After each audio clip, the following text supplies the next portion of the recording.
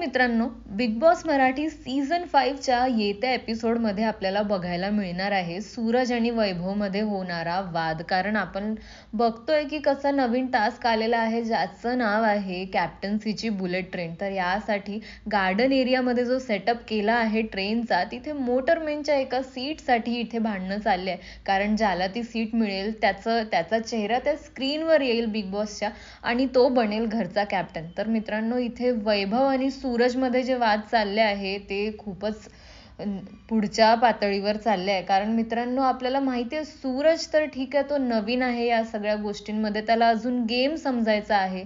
पण वैभव जो की इतका मोठा कलाकार आहे आणि त्यांनी एवढं सगळं बघितलेलं आहे, तो मुंडकं छाटेल वगैरे असल्या गोष्टी करतोय हे आपल्याला ऐकायला मिळतंय. तरी मित्रांनो, इथे एरिनाने भरपूर प्रयत्न केले आहे यांचे वाद सोडवायसाठी आणि तिने समजवायचाही प्रयत्न केलाय. पण तरी काय काय होईल पुढे आणि खरंच वैभव समजेल का, या सगळ्या गोष्टी खूपच बघण्यासारख्या असणार आहे. तर तुम्हाला असल्या सगळ्या अपडेट्स आम्ही देत राहू. बस तुम्ही आमच्यासोबत या चॅनलवर सबस्क्राईब राहा.